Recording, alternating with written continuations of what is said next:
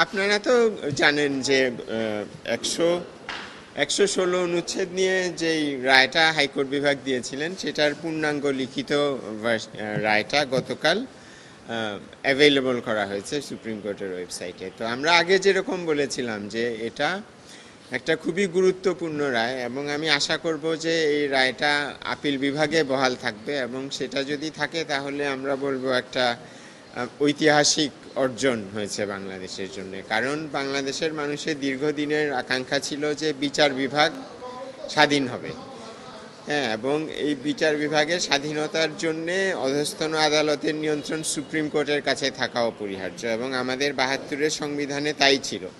কিন্তু পরবর্তীতে বিভিন্ন সংবিধান সংশোধন করে এই কর্তৃত্ব সুপ্রিম কোর্ট থেকে নিয়ে নেওয়া হয় এবং এটা নির্বাহী বিভাগের কাছে দেওয়া হয়। তো এখন যেই রায়ের পূর্ণাঙ্গ ভার্সন গতকালকে প্রকাশিত হয়েছে তার মাধ্যমে এই কর্তৃত্ব আবার সুপ্রিম কোর্টের কাছে ফিরিয়ে দেওয়া হয়েছে। এবং এই রায়ের আরেকটি গুরুত্বপূর্ণ দিক হলো এই রায়ে নির্বাহী বিভাগকে, বিশেষভাবে আইন মন্ত্রণালয়কে একটা নির্দেশনা দেওয়া হয়েছে যেন একটা স্বতন্ত্র বিচার বিভাগের জন্য সচিবালয় প্রতিষ্ঠা করা হয়, এবং সম্প্রতি গত নভেম্বর মাসে এই সচিবালয় কিন্তু প্রতিষ্ঠাও করা হয়েছিল।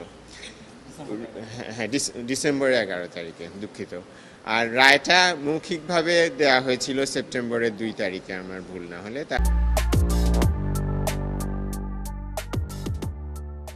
তারপরে ডিসেম্বরে সচিবালয় প্রতিষ্ঠা করা হয়।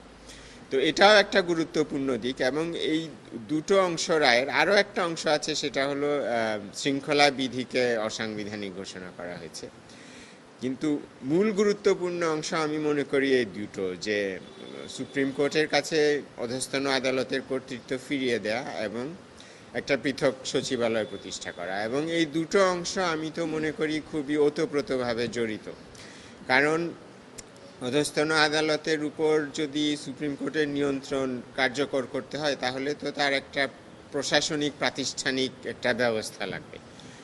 স্বতন্ত্র সচিবালয়টাই সেই ব্যবস্থা। যদি একটা স্বতন্ত্র সচিবালয় না হয় তাহলে তো এই কর্তৃত্ব সুপ্রিম কোর্টের প্রতিষ্ঠা করা কঠিন।